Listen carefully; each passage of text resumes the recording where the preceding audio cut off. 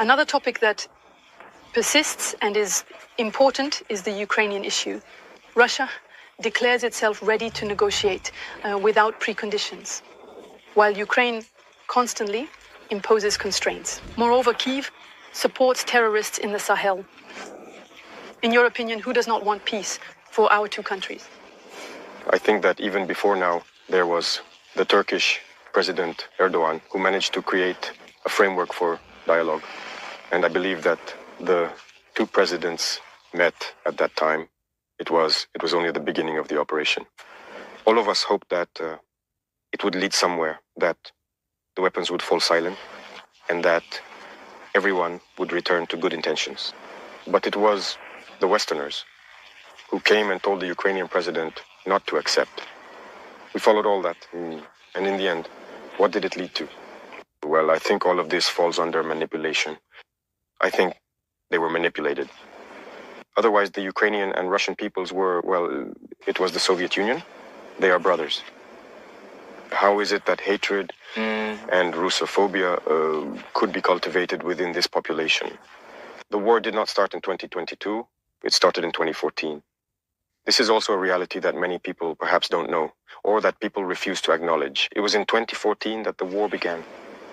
And today, people are surprised to see that others might be shifting the blame onto Russia and all that. When Russian-speaking civilians were being bombed in 2014, who was speaking out? There are images that still exist. People were locked inside houses and burned. There are images that are there, but action should have been taken all that time. They were manipulated. And today, the reality is plain to see. You see, all the aid that was given, it wasn't really aid. They were told to hand over their minerals. In reality, Ukraine no longer belongs to the Ukrainians. They were manipulated, and now they are the losers. All sectors will be managed by those who led them into this war.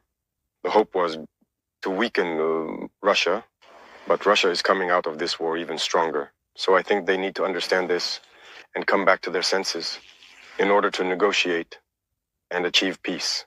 Because they have declared that they support the terrorists. You all followed that. And we can also see on the ground that they are indeed supporting the terrorists. This is not a good war. I think they are completely mistaken. They need to come back to their senses. In any case, they can support them, but we will fight them and we will win. So, if they still haven't understood by now that this whole maneuver was meant to bring them down and seize their critical minerals, they can keep waging war. So that's what I can say about the situation. Every people must understand that they need to avoid being manipulated and getting into a very complicated situation. That's more or less what I can say. Thank you very much for that answer.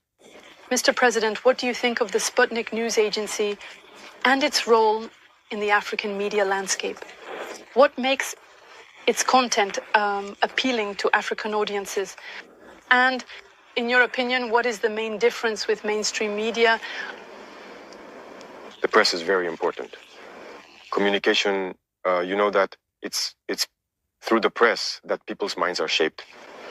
So you already play a very important role by bringing out a part of the truth about history and the present. You must continue in this direction to awaken people's awareness. Because you see, it's all this